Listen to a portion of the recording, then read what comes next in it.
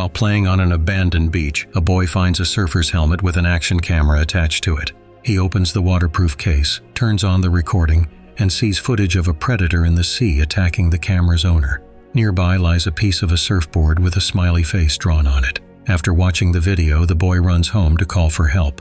Sometime earlier, the beach looked completely safe. Local surfers and a young woman from Texas named Nancy were spending time there. She had come to surf, just like her mother once did. On the way, Nancy told Carlos, who agreed to give her a ride to the beach, that her mother had visited this place when she found out she was pregnant.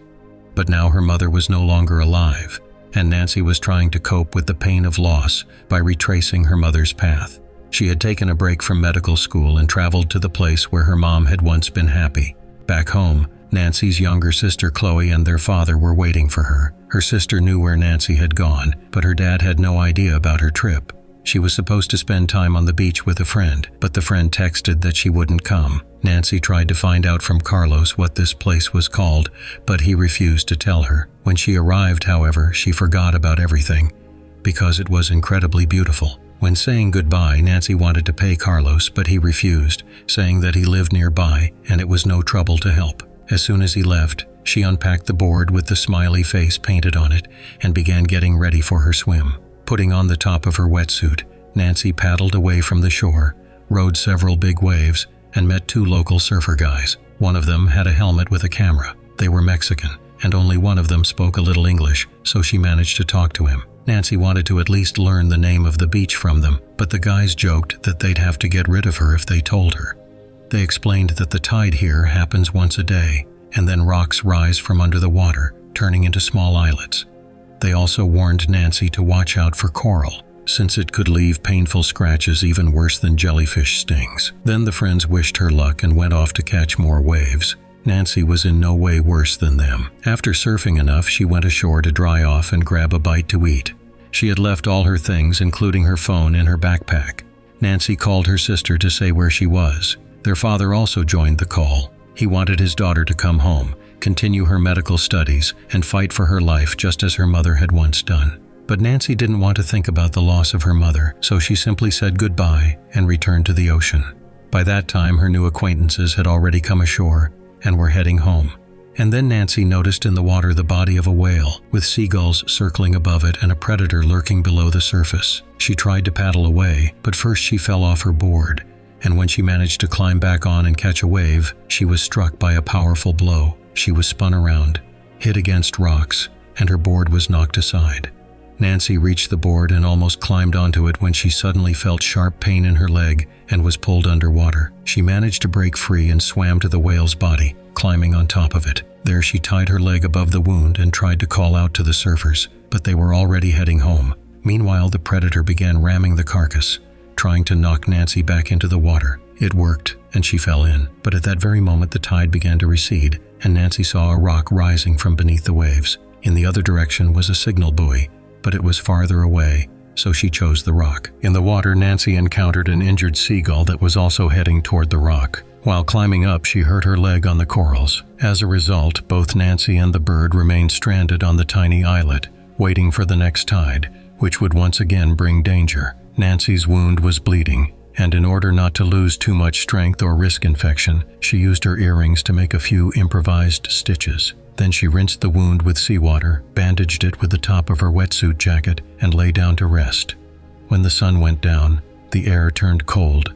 Nancy had to rip off a sleeve from the wetsuit and put it on her injured leg, while she used the jacket itself to keep at least somewhat warm. The seagulls stayed nearby the whole time. Nancy fell asleep and a few crabs crawled onto her. Waking up, she brushed one of them away and even tried to eat it, but her body rejected such food. In the distance, she noticed her surfboard and decided to swim to it, but the predator in the water smelled blood and prepared to attack. So Nancy returned to the rock. Looking around, she saw a man on the shore, asleep after drinking. He eventually woke up when he heard her calling, but instead of helping, the stranger decided to take advantage of the situation, first rummaging through the surfer's backpack and then swimming out to fetch her board. However, his attempt ended tragically. He never made it out of the water. In the morning, Nancy was awakened by her companion, the seagull. She noticed the surfers she had met the previous day in the distance and began shouting loudly so that they would hear her. The girl herself woke up fully and tried to warn them about the danger. But the guys were confident that nothing like that lived in these waters. Only a few seconds later did they realize they were wrong. One of them was gone immediately, while the second survived a little longer. He even managed to record his friend's fate on camera, but soon he too fell victim to the lurking danger. He was able to reach the rock and grab Nancy's hand, but the power of the sea proved stronger, and he was pulled under. Nancy was once again left alone in the middle of the ocean under the scorching sun. She shielded herself from its rays with a fragment of a surfboard. When clouds covered the sky, she looked again at the seagull and decided to help it. She set its wing back in place so that the bird could eventually fly again. Soon, she noticed a helmet with a camera floating in the water. Nancy swam to a neighboring rock to retrieve it. All this time, the predator was close by, waiting for the right moment to strike. On her second attempt, she managed to grab the helmet. At that moment, her adversary appeared and lunged at her. However, Nancy slipped away, while the predator got stuck between rocks. There, it was stung by corals, and Nancy realized they could also cause pain even to such a powerful creature. Escaping, she suffered new scratches, but at least she took the camera and managed to return to her rock. There, she reviewed the recorded footage and decided to make her own message. At first, she begged to be saved if anyone ever found this camera. Then, realizing that her chances of survival were slim, she said goodbye to her loved ones. Nancy also found a broken tooth of the predator and kept it for herself. The tide began, and the rock she was sitting on started sinking underwater. This meant she had to act fast. First, Nancy decided to reach the signal buoy, since it would remain above the surface even during high tide. But before that, she released the seagull. She placed it on a piece of the board and sent it drifting toward the shore. The girl noticed that the predator was moving past the islet at certain intervals. This gave her a chance to swim to the buoy without being harmed. Moreover, jellyfish began rising from the depths, and they could distract the attacker with their stings. When the rock completely disappeared under the water, Nancy threw herself into swimming. The plan worked. The jellyfish distracted the predator, although Nancy herself also got stung. Despite the pain, she kept moving forward and climbed onto the buoy. At that moment, one of the steps broke, and she almost fell back into the water, where danger was already waiting. Nancy managed to fight back with a broken step and climb onto the metal platform. After sitting in relative safety for a while, she saw a cargo ship in the distance and tried to attract attention so that they would rescue her. But dusk was falling, and she realized that the chances of being noticed were very small. She saw a box with a signal flare gun and tried to open it, but the metal was rusty and wouldn't give way. Then Nancy pulled out the predator's tooth left from the previous encounter and managed to break the lock with it. The signal flares fell into the water, and the girl had to risk her life to retrieve at least one of them. The first shot was inaccurate, and the projectile flew into the sea. Then Nancy tied herself to the buoy with part of her wetsuit and dove after the others. The second shot was better, but the ship didn't notice it. The vessel went farther out, leaving the girl alone in the ocean. Nancy was exhausted. She had lost a lot of strength due to blood loss, lack of food, and the constant struggle for survival. She began to recall her family and loved ones. At that time, a boy appeared on the beach. He found the helmet with the camera, watched the recording, and ran to get help. Meanwhile, the predator began to attack the buoy. It seemed as though she understood that Nancy might be rescued and decided to act even more aggressively. She struck so hard that the old rusty chains broke. But Nancy was not one to give up without a fight. She was strong, just like her mother. The girl loaded the flare gun and fired at her opponent's head. The predator clearly didn't like it and retreated, preparing for another attack.